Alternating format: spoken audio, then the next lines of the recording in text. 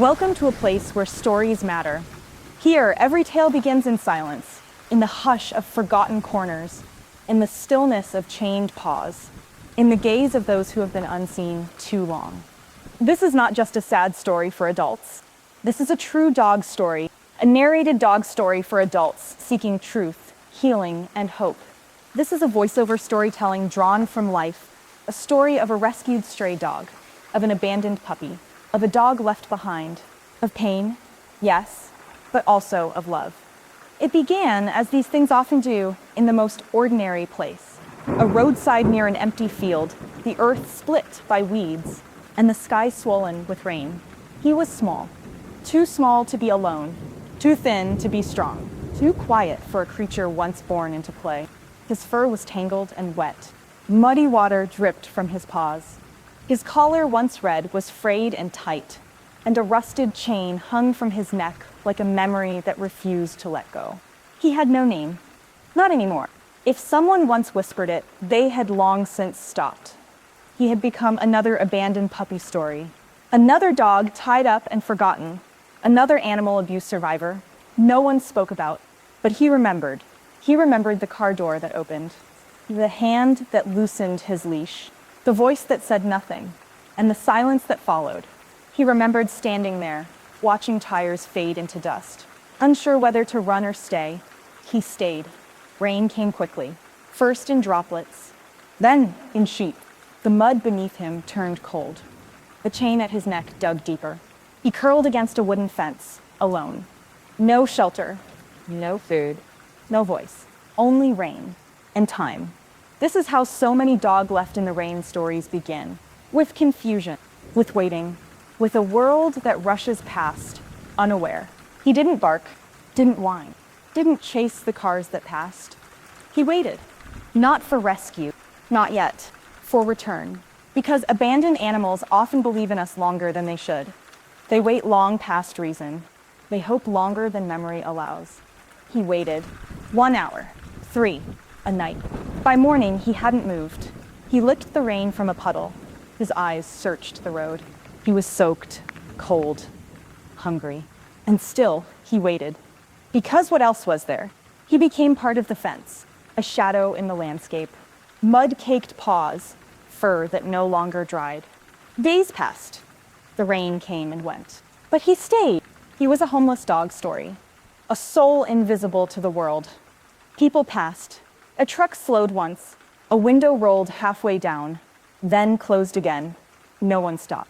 No one looked closely enough to see his ribs, his trembling. He was no longer a dog. He was a stray, a blur of brown and mud. One child noticed, from the back seat of a passing car. "Mom," the voice said. "There's a dog," but the mother didn't hear. The road pulled them forward. And the boy turned back, the dog already gone from view. This is how it happens, not with cruelty, but with indifference. This is how abandoned dog stories grow quiet, until someone listens. And then, someone did. She drove a beat-up blue car, windows fogged, hair pulled back in a rush, eyes tired, but kind.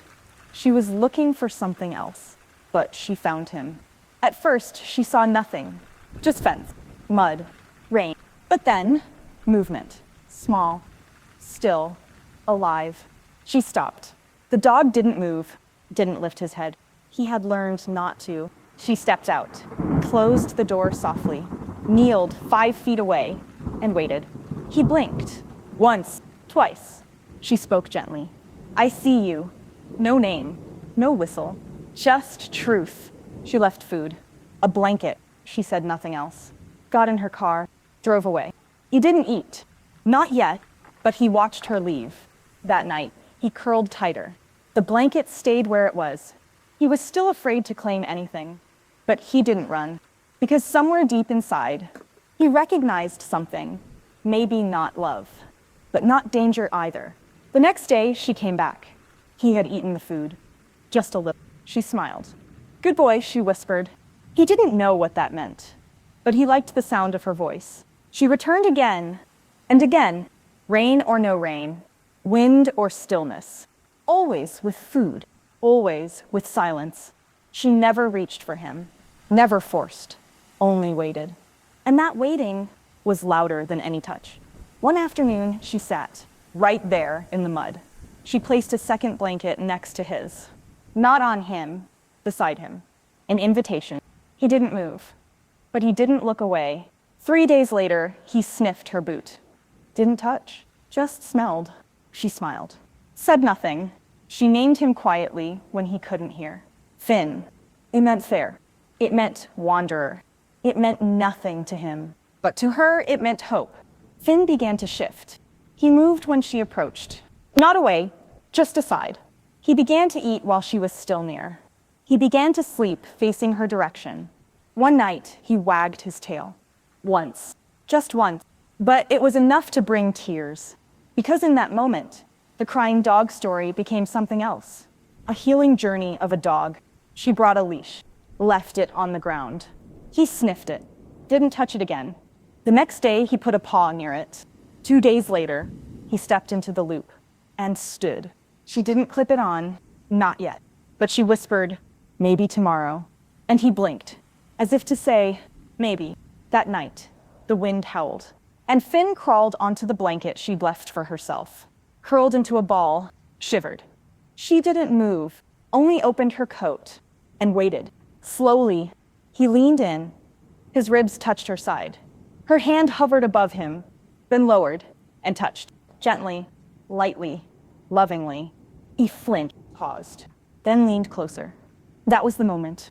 Not dramatic, not loud, but monumental, because it was the first time he accepted kindness without expecting pain. And in that moment, the abandoned animal voiceover had its turning point. From fear to trust, from silence to presence, from pain to love. This wasn't the end. It was only part one, but it was everything, because this was the moment he let someone in. The moment he believed, maybe, just maybe, he could be saved.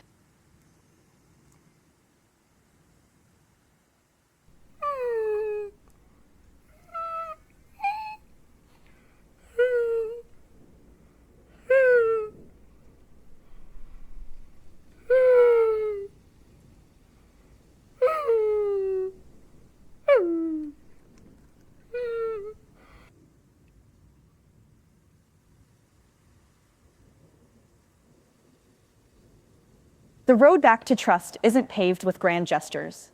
It's made of quiet steps, of held breath, of eyes that ask questions without sound. And for Finn, the dog once left behind, once chained and forgotten, the road was long, uneven, soft with mud and memory. But for the first time, he was walking it. Not alone. It had been 9 days since Elise first stopped. 9 days since she whispered, "I see you," to a dog no one else noticed. Since then, Finn had let her touch him once, just once. But that one moment was enough to shift the earth beneath them, because when you've only known hands that hurt, letting one stay still is the beginning of a miracle. The next day, the leash returned, not in her hand, on the ground, coiled. Still, he sniffed it, then, without prompting, stepped over it. Not to wear, not yet, but to test, to see if trust could hold the weight of hope. Elise didn't move, didn't reach. She waited. Waiting, she had learned, is the highest form of love. Later that evening, she unwrapped something from her bag. A soft harness, padded, light, the kind made for puppies. Not prisoners. She let him see it, smell it, walk around it. No pressure, because rescue is not about control. It's about permission, and Finn had learned enough to know the difference. That night, she left the harness on his blanket. He didn't sleep near it, but in the morning, it was gone, folded beneath his paw. Day by day, Finn grew less like a stray dog and more like someone remembering who they used to be. He still flinched at sudden sounds, still froze at overhead movement, still ate with one eye open, but he was present, and that mattered. On the 12th day, Elise clipped the leash to the harness for the first time. He didn't panic, didn't pull away. He stood still, looked up, and walked, not fast, not far, but forward. Each step was a line in a narrated dog story few would believe.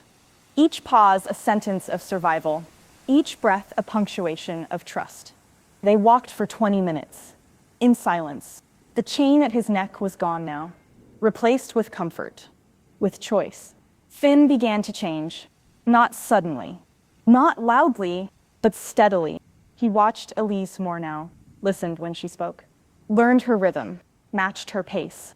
Where once he was only waiting for pain, he was now searching for her voice. At home, she cleared a space just for him, a warm corner, soft bedding, water in a clean bowl. She left the door open. He didn't enter the house that day, but he sat at the threshold, staring, sniffing, considering, because safety doesn't arrive like thunder. It drips in, like light through branches. On the 15th day, he stepped inside, one paw, then two, then paused. She didn't say a word, and so he stayed. The first night in the house was restless. Finn paced, turned, whimpered once. Elise didn't cage him, didn't close a door. She lay on the couch nearby. Let her presence be his comfort. He lay beside the wall, far enough to run, but close enough to know she was there. By morning, he was asleep, curled tightly, facing her, not for protection, for connection. Finn began to respond to his name, not with tail wags, not with licks, but with a look, a shift, a soft tilt of the head. And that was enough. He didn't play, not yet. The toy she left beside his blanket remained untouched. But one evening, she found it moved, just slightly, closer to the door, and when she looked at him, he looked back, eyes wide, guarded, but present. That night, as rain tapped against the windows, he didn't flinch. He lay near her feet, one ear twitching, breathing steady. The same dog who once trembled under trees, now slept indoors, dry, fed, held, if only by the air. On the 20th day, something new happened. As Elise sat on the porch, Finn came to her. No leash, no command. He walked over, laid his head on her foot, then stayed. Her hand trembled as it rested on his neck. Because this was the moment she had waited for. The moment his body relaxed beneath her touch. The moment his heart said, I'm still scared, but I'm willing. He still had scars, some physical, most invisible. He avoided metal bowls, feared the sound of doors slamming, didn't eat in the dark, but he no longer shook when she raised her voice to call someone. He no longer hid when her keys jingled. He no longer froze when she wore boots. Bit by bit, the fear loosened, because love had outstayed it. Neighbors began to ask, where did you find him? What happened to him? And Elise would only say, he waited too long for someone to come back. So I came. There are no before and after photos that could explain Finn. Only moments, soft, powerful moments, like the first time he wagged his tail, the first time he followed her from room to room, the first time he laid his chin on her lap and sighed. Not from fear, but from rest. He wasn't healed, not fully, not yet, but he was healing, and there's a difference. Because healing is not a destination, it's a path, a quiet, gentle one, and Finn was walking it, step by step. He still avoided strangers, still backed away from fast movements, still guarded his food. But each day, he added something new to his vocabulary of trust. A longer stare, a softer blink, a tail that didn't stay low. One afternoon, as they walked down the path behind the house, a butterfly landed near him, and Finn followed it, just a few feet, ears perked, head tilted. It flew away. He stayed, turned to Elise, and for the first time, his tail wagged twice. That night, she whispered to him as he lay curled beside the couch. You're not just safe now, she said. You're home. He didn't understand the words, but he understood the tone. And that was enough.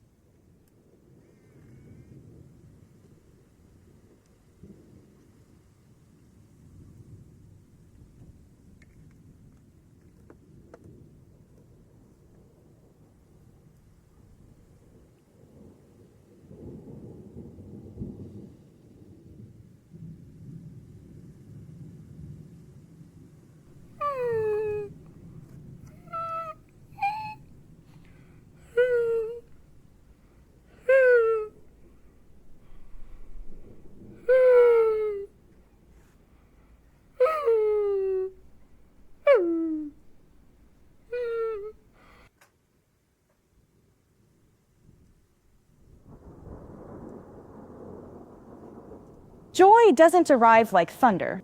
It tiptoes in, soft, unexpected, a whisper in the dark after years of silence. And when it comes to a dog who's forgotten how to feel safe, that whisper is everything. It had been over 3 weeks since he was found. Or rather, since he stopped hiding. Finn, the dog once chained and forgotten, the one who lived abandoned in the rain, the one who once curled in mud beside a road, was beginning to remember not just what it meant to survive, but what it meant to live.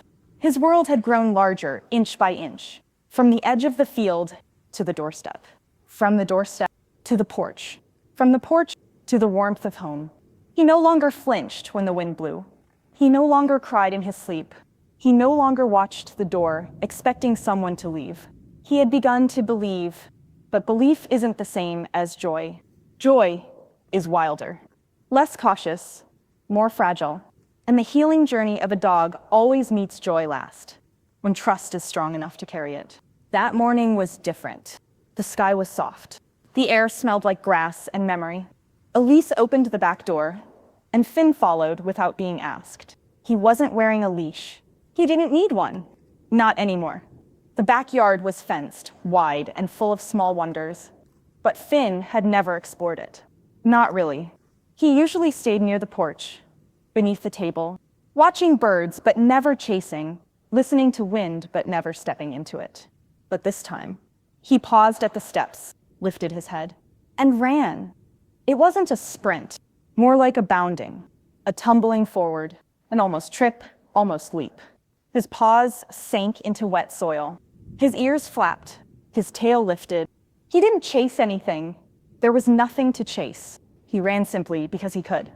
Elise watched, holding her breath, and then it happened. A sound. Not a bark, not a growl, a high, strange yip. Finn stopped, turned toward her, and did it again. A playful sound. A sound born of no fear. Then he picked up a stick, not a large one. Small, crooked. He trotted over and dropped it near her shoe, then stepped back, tail twitching, eyes wide. An invitation. She didn't move at first, didn't want to break the moment. Then she bent slowly, picked it up, tossed it just a few feet. Finn watched it land, looked at her, then walked over, took the stick again, and dropped it. It wasn't fetch. Not exactly. It was something better. It was joy. The first spark of joy is easy to miss. It doesn't announce itself. It's a glance, a wag, a choice. And Finn was choosing to stay, to play, to open. That day, they played for almost 10 minutes. No commands, no training, no rules. Just a dog and the person who waited long enough to see who he could become. That night, Finn did something he had never done. He brought the stick inside, not to chew, not to guard. He placed it on his blanket, curled beside it, and slept. Joy, he had learned, could be kept, could belong to him, could return. Over the next days, something shifted in him. He began to stretch when he woke, front legs long, tail high. He began to rest his chin on Elise's knee. He began to lay on his back when sun touched the floor. He even made a sound one morning, a groan that was almost a sigh, as he rolled onto his side and looked at her upside down. She laughed, and Finn tilted his head, as if surprised by the sound. He started noticing the world, the smell of leaves, the hum of bees, the sound of Elise's humming in the kitchen. And for the first time, his ears didn't just listen. They softened. Neighbors asked again, "Is that the same dog?"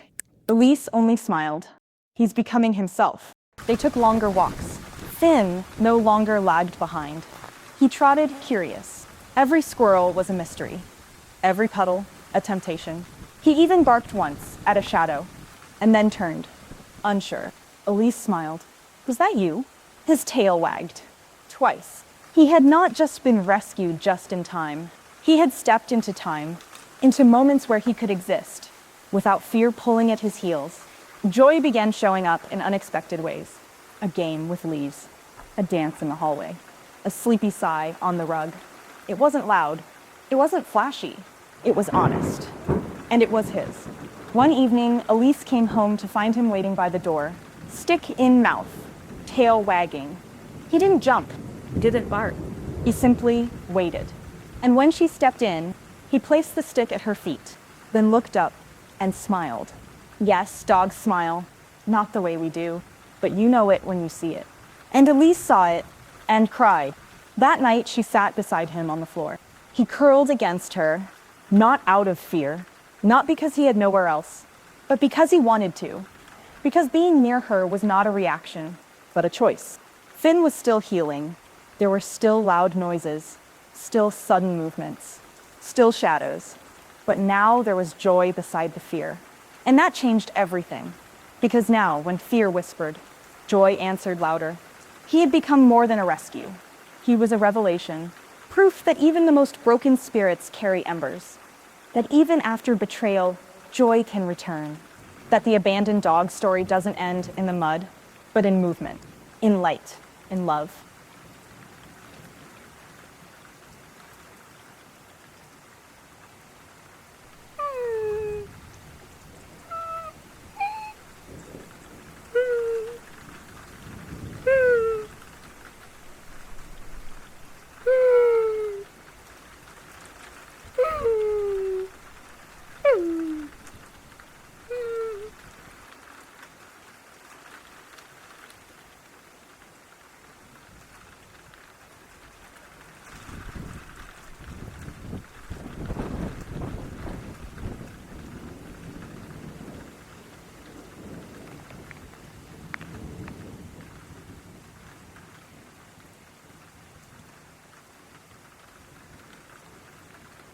There are days when the past feels close, so close it breathes down your neck. And there are days when you look back and it no longer follows.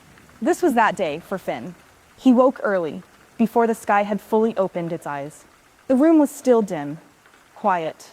Just the soft sound of wind brushing the windows and Elise's breath rising and falling in rhythm beside the couch.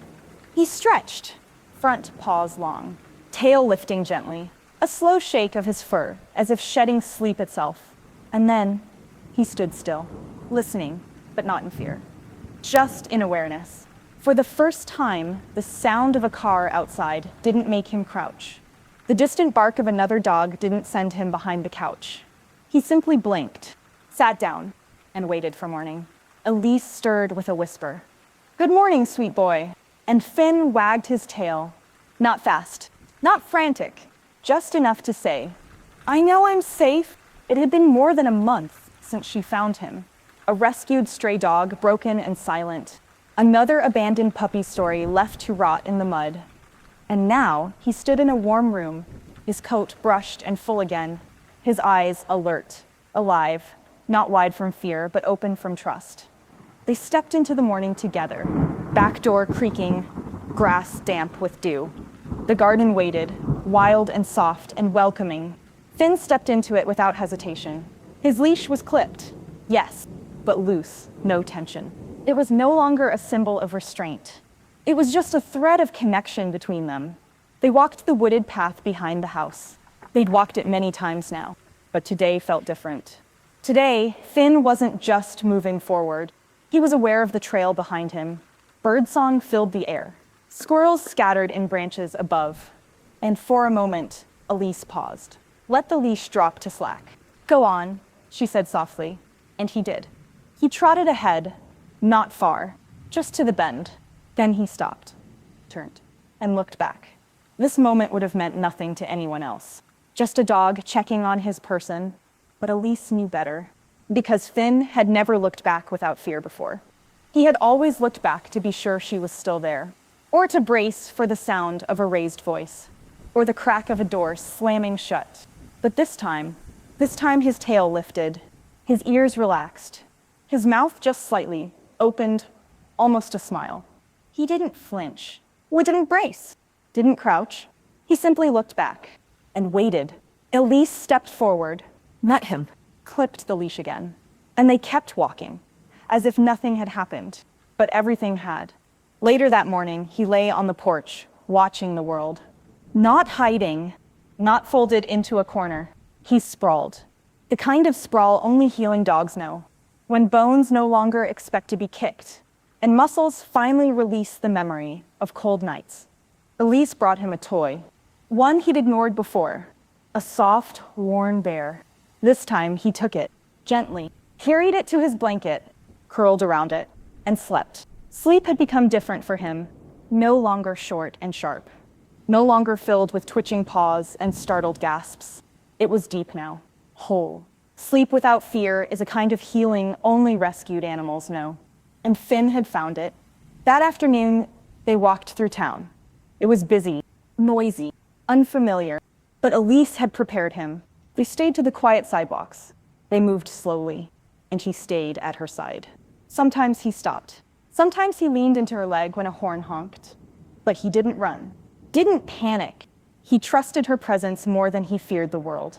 A boy approached. 7, maybe 8 years old. "Can I pet him?"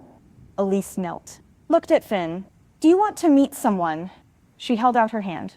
Let the leash go slack. Finn took a step forward, paused, took another. The boy reached out slowly, touched Finn's shoulder. Finn didn't flinch. He blinked, tilted his head, and wagged. Just once. The boy grinned. "He's nice." Elise nodded. "He's brave." That night, as the sun dipped low, they sat in the backyard. The air smelled like the earth after light rain, the kind of scent that feels like memory. Finn lay beside Elise, head on her feet. She whispered stories to him, not because he understood the words, but because he knew her voice. He had come to associate it not with commands, but with care. She told him about the day she found him, about the look in his eyes, the mud in his fur, the chain, about how she almost didn't stop. But something told her, this one still has a story left to live. And now, here they were, 1 month later. She looked down, he looked up, eyes calm, body still. No trembling, no shadows, just presence.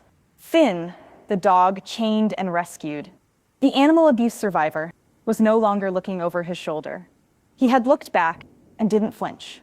He had remembered and didn't break. He had returned to the places in his mind that once hurt and found they no longer controlled him.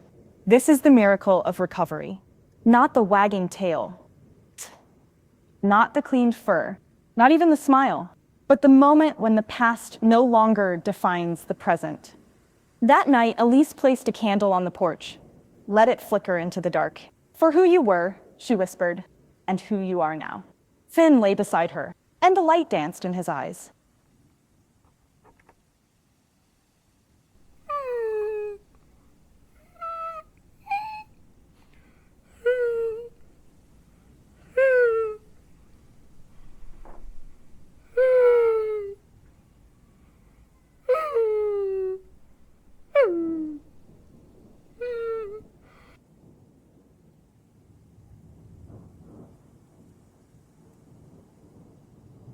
Some choices are silent.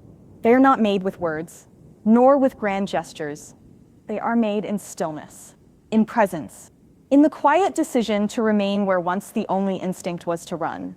This is the story of such a choice, a story not just of rescue, but of redemption, of healing, of a neglected dog before and after, of a soul that finally whispered, "This is where I belong." Finn had learned so much already. How to sleep without fear, how to walk without flinching, how to receive touch without preparing for pain. He had discovered the slow rhythm of mornings with safety and the softness of nights without hunger. But even safety can be temporary in the mind of an abandoned animal. Even kindness can feel fleeting to a creature who has only known abandonment. And so, though he had come far, there was still one more wall to cross, not with his body, with his heart. That morning, the light was golden. The air held the promise of summer. And Finn stood at the back door, leash at his feet, looking out at the world. Elise watched him from the kitchen. She didn't call, didn't urge, just waited. Because by now, she knew, the greatest steps are taken when no one asks. Finn looked back once, just once, then stepped outside. No leash, no hesitation, just choice. They walked together, no destination, no route, just the earth beneath their feet and the space between them filled with trust. They reached the edge of the trees. It was a place he had always stopped. Beyond it was too open, too wide, too uncertain. But today, he didn't stop. Elise followed at a distance, quiet, respectful, and then she saw it. Thin, nose to the ground, tail level, ears relaxed, walking freely, not looking back every few steps, not waiting for a command, not bracing, just walking, as if he belonged to the moment, as if he belonged to himself. They reached the meadow. Elise sat in the grass. Finn wandered, close but independent. He sniffed wildflowers, chased a bee half-heartedly, rolled in something that smelled like earth and memory. And then he came to her, lay down beside her, and stayed. That moment, the stillness, the sun, the softness was the choice. He was free, unleashed, unpressured, and he stayed. This is what people don't understand about rescued dogs, that even after you save them, they still have to choose you, not out of dependence, out of trust. Later that day, they returned home. Finn walked through the doorway first, without waiting, without looking, as if it were his own. He passed the threshold not as a guest, but as someone who had come home. That evening, something else shifted. Elise opened the door to the room where she slept. Finn had always hesitated at that door. He would peer in, pace the hallway, lay just outside as if some invisible line held him back. But tonight, he stepped in. He didn't explore, didn't sniff every corner. He walked to the rug beside the bed, turned in one slow circle, and curled down, as if he had always belonged there. Elise didn't speak. She just watched, and when she turned off the light, she heard the softest sound, his sigh. Not from exhaustion, not from pain, from relief, from presence, from peace. That night, he didn't dream of running. His paws stayed still. His breath was even. And when morning came, he didn't wake with a jolt. He simply opened his eyes, stretched, and looked toward her. Eyes soft, certain. From that day on, Finn stopped checking doors. He stopped waiting to be left behind. He chose to stay. Again and again, he stayed when guests came. Stayed when Elise left for groceries. Stayed by the window, head tilted, until he heard her keys. Then, tail wagging, he'd greet her. Not with desperation, with joy. Because he had learned, she always comes back. And so does love. One afternoon, Elise sat on the porch steps. Finn lay beside her, chin on her thigh. A neighbor passed by. "Your dog is always so calm," he said. Elise smiled. He wasn't. He was terrified. But he chose peace. Finn had become more than a dog left behind. He had become more than a sad story, more than a rescued stray dog. He had become a presence, a reminder. When Elise visited the shelter to drop off supplies, she brought Finn with her. At first, he tensed. The smell, the cages, the sound. But then he saw a dog. Small, curled, quiet. He walked toward the kennel. So, just watched. The dog lifted its head, looked at him. Something passed between them, unspoken. Ancient. Elise knelt beside him. "You remember, don't you?" He didn't answer, but he stayed. Not out of sadness, out of solidarity, out of memory. Not of the pain itself, but of surviving it. That night, she wrote a post. He stayed. Not because he had to, because he could. Because staying means more when you've known what it's like to be left. Finn had become her companion, her shadow, her teacher. He had taught her what it means to wait, to listen, to honor the slowness of healing. They traveled together, short road trips, hikes in quiet woods, nights by the fire. And every time when the car door opened, he waited for her, then followed, then stayed. Home, for him, was no longer a place. It was her. Wherever she was, he belonged. And yet, he had not forgotten. Because true healing isn't forgetting. It's remembering without flinching. It's looking at the rain and not bracing. It's seeing a leash and not freezing. It's hearing a door close and not assuming goodbye. Finn had found his voice. Not in barking, not in tricks, but in choice, in presence, in stillness, in the decision to stay. And Elise, she stayed too, beside him, for him, not as his savior, as his sanctuary. Somewhere in a quiet yard, A dog once forgot chose to stay.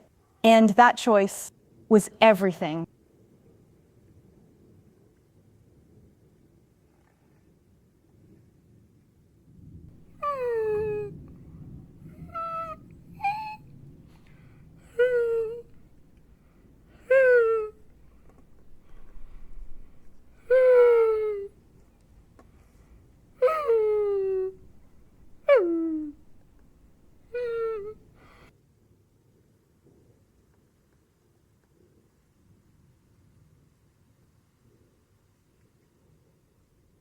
Some dogs are never seen.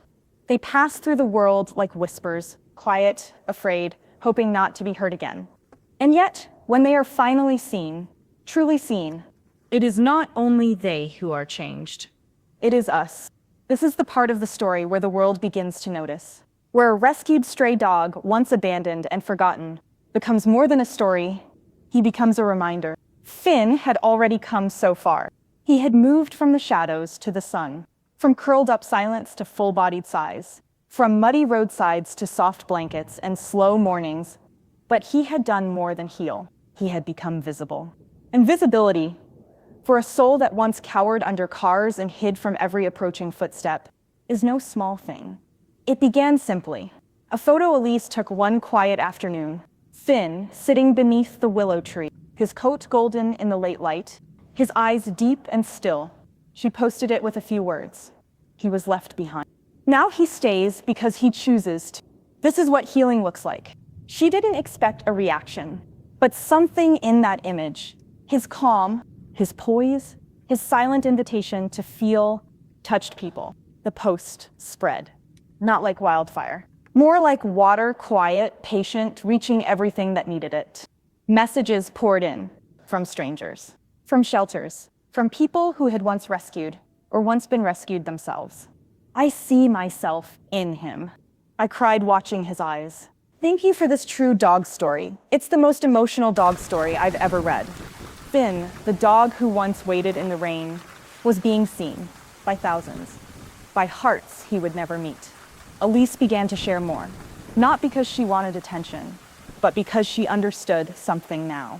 That there were other dogs like Finn, still waiting, still hiding, still being passed by.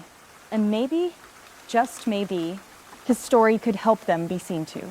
She shared the beginning, the abandoned puppy story, the day she saw him by the fence, soaked and shivering. She told them about the silence, the first look, the trembling. She didn't dramatize. She didn't need to. The truth carried enough weight on its own, and the world listened. Not all of it, but enough. People began tagging shelters, asking how to foster, sharing their own dog left behind stories. A woman in Ohio adopted an elderly pit bull and named him Shadow. A man in Sweden shared his story of finding a dog tied to a bridge, all because of Finn. And Finn? He didn't know about any of it. He still spent his days curled at Elise's feet, chasing butterflies in the backyard, laying his head on her lap while she read. But he had changed. He had begun to look people in the eye. There was a time when he couldn't, when every gaze felt like a spotlight, a threat. Now he held it, met it, not with challenge, with grace. It happened at the park. A little girl approached. She moved slowly, her parents close behind. She had seen Finn in one of the photos. That's him, she whispered. She reached out her hand. Finn looked at her, tilted his head, then took a step forward, sniffed her palm, and licked it. The girl smiled, knelt, hugged him gently. Finn didn't pull away. He leaned in, a dog who once couldn't be touched, now comforting a child. Later, Elise told a friend, he doesn't know he's helping. But he is. They were invited to visit a local shelter, not to speak, just to be. The staff had followed his story. Many had their own Finns behind kennel doors, dogs with stories no one took time to hear. Elise walked with Finn between the rows. He didn't bark, didn't growl. He walked slowly, eyes calm, tail steady. A presence. The dogs watched him. And in that space, the air shifted. Elise was asked to share Finn's story with a classroom of children. She brought photos printed in soft colors. She didn't show the chain. She didn't show the worst of it. She showed his eyes. his joy, his resilience. And Finn came with her. He sat quietly in the circle, let the children touch him, watched their hands, their faces, and stayed. A boy raised his hand. Is he still scared sometimes? Elise smiled. Yes, but now he knows how to be brave too. Finn had become more than a dog rescue with a happy ending. He was the reminder that healing is not perfect, not clean, but real. One day, Elise received a letter. A teenager wrote, "I was going to give up." Then I saw Finn. "If he could trust again, maybe I can too." She held that letter to her chest and cried. Because she knew this was the gift. Not the views, not the shares, but the quiet echo of one story reaching another. Finn was not a hero. He was not a symbol by choice, but he was seen. And in being seen, he offered others the chance to be seen too. He had been called Miracle Dog Rescue, Light After Darkness Story, Second Chance Dog, but Elise still just called him Finn. The boy who once flinched at every sound, who now slept belly up in the sun, who greeted neighbors with a tail wag and a calm look, who stayed. Who stayed? One evening, as they walked along the quiet road, a man stopped his bike. "You saved him?" he asked. Elise looked at Finn. "No," she said. "He saved himself. I just waited long enough to see it." Finn looked up at her, then forward, then kept walking. He was not interested in the spotlight. He only wanted the walk, the path, the peace. This is the gift of being seen. Not fame, not praise, but connection. A thread between hearts that says, "I know what it is to be afraid, and I know what it is to find safety." Finn now rested easily when strangers approached. He no longer scanned the horizon for exits. He no longer looked back every few steps, because he knew he was not going anywhere. He had become part of this life. A neighbor's dog barked once at him, sharply. Finn paused, sat down, waited. No reaction, no return growl, just stillness. The other dog quieted, and Finn walked on. That evening, Elise wrote one final line in his growing journal. He doesn't just exist now. He teaches us how to live.